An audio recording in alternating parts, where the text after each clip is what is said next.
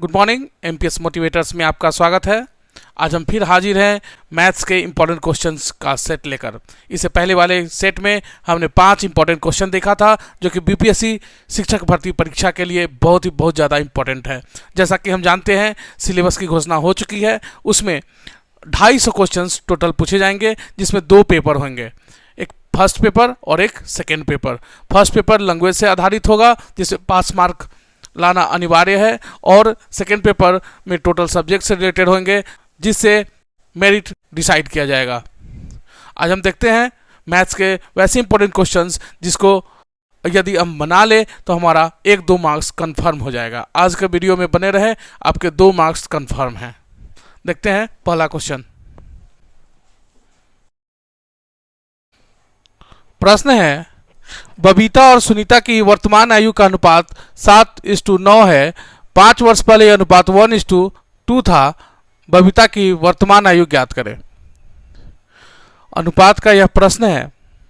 अनुपात का चैप्टर पहले इस YouTube चैनल पर एमपीएस मोटिवेटर पर अपलोड किया गया है, जिसमें 12 इंपॉर्टेंट क्वेश्चंस हैं। उसमें से एक इंपॉर्टेंट क्वेश्चन को अभी हम बीपीएससी टीचर्स भर्ती परीक्षा के लिए आपके सामने लेकर आए हैं। डिस्क्रिप्शन में लिंक है, आप उस वीडियो को भी देखिएगा। इसे हम linear equation in one variable रैखिक समीकरण से बनाएंगे। बबीता और सुनीता की वर्तमान आयु का अनुपात 7:9 है। 5 वर्ष पहले यह अनुपात 1:2 था। बबीता की वर्तमान आयु ज्ञात करें। माना कि बबीता और सुनीता की वर्तमान आयु 7x वर्ष और 9x वर्ष है। बबीता का और यह सुनीता का। 5 वर्ष पहले यह अनुपात 1:2 था। यानी कि 5 वर्ष पहले इनका आयु क्या हो जाएगा, तो 5 वर्ष पहले बबीता का हो जाएगा 7x - 5 और सुनीता का हो जाएगा 9x - 5। तो प्रश्न से कह रहा है कि अनुपात क्या 1:2 था, यानी 7x - 5 by 9x - 5 is equal to 1/2। अब इससे हम x का वैल्यू निकालेंगे। क्रॉस मल्टीप्लिकेशन करेंगे। 14x - 10 is equal to 9x - 5। 14x - 9x - 5 plus 10। जब ट्रांसपोजिशन करते हैं, जब बायां पक्ष से दायां पक्ष में, दायां पक्ष से बायां पक्ष में ले जाते हैं, तो माइनस का प्लस, प्लस का माइनस हो जाता है, जैसा कि हम जानते हैं। तो यहाँ से 14x - 9x 5x होगा, और -5 + 10 तो +5 होगा। यानी कि x का वैल्यू कितना हो गया, 5/5 यानी 1। x का वैल्यू हो गया 1। तो हमें निकालना है बबीता की वर्तमान आयु। बबीता की वर्तमान आयु हमने क्या माना है, 7x वर्ष। तो 7 × 1 यानी 7 वर्ष। हमारा ऑप्शन 1 बिल्कुल सही है। बबीता की वर्तमान आयु 7 वर्ष। रैखिक समीकरण का जो हमने चैप्टर पढ़ाया है, डिस्क्रिप्शन में लिंक है, उसको देखिएगा। उसमें इस टाइप के और भी क्वेश्चन आपको मिलेंगे। साथ ही अनुपात और समानुपात का जो चैप्टर पढ़ाया है उसको भी देखिएगा। उसमें भी बहुत सारे इंपॉर्टेंट क्वेश्चंस है। उन सभी में से एक क्वेश्चन हम आपके लिए लेकर आए हैं। बहुत इंपॉर्टेंट क्वेश्चन है, आप इसको देखिएगा, और कोई डाउट हो तो आप कमेंट कीजिएगा। अब देखते हैं दूसरा क्वेश्चन। प्रश्न है, 2 संख्याओं का लसा उसके मसा का 15 गुना है। संख्याओं का गुणनफल 4860 है। संख्याओं के बीच अधिकतम संभावित अंतर कितना होगा। लघुत्तम समापवर्त और महत्तम समापवर्तक, इस पर आधारित प्रश्न है कि 2 संख्याओं का लसा और मसा में संबंध दिया हुआ है। लसा जो है मसा का 15 गुना है। संख्याओं का गुणनफल दिया हुआ है। तो हमें निकालना है कि दोनों संख्याओं के बीच अधिकतम अंतर कितना हो सकता है। तो जैसा कि हम जानते हैं कि लसा और मसा का गुणनफल संख्याओं के गुणनफल के बराबर होता है, और उसी सूत्र के आधार पर यहाँ से हम लसा और मसा ज्ञात कर लेंगे, और फिर दोनों में अंतर ज्ञात करने पर हमें पता चल जाएगा कि संख्याओं के बीच अधिकतम संभावित अंतर क्या होगा। इसे रैखिक समीकरण के आधार पर बनाएंगे। माना कि मस x है, तो लसा क्या हो जाएगा 15x, और संख्याओं का गुणनफल इतना दिया हुआ है 4860। तो सूत्र से हम जानते हैं कि मस गुने लस इज इक्वल टू संख्याओं का गुणनफल।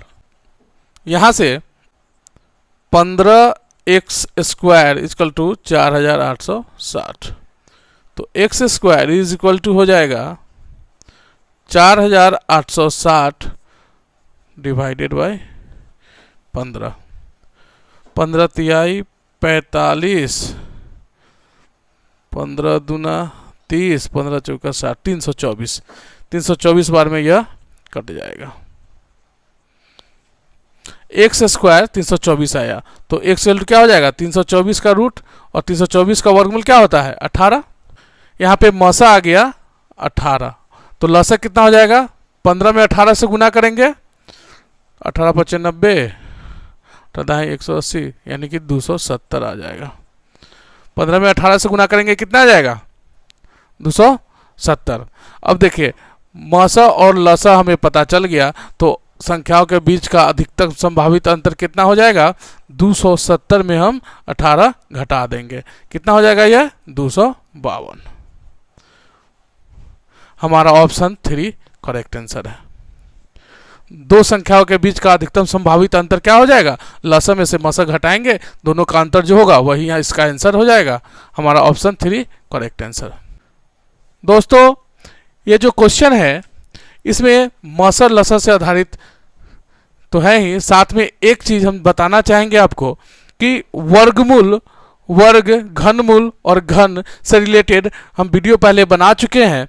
आप उस वीडियो को जरूर देखिएगा, डिस्क्रिप्शन में लिंक है।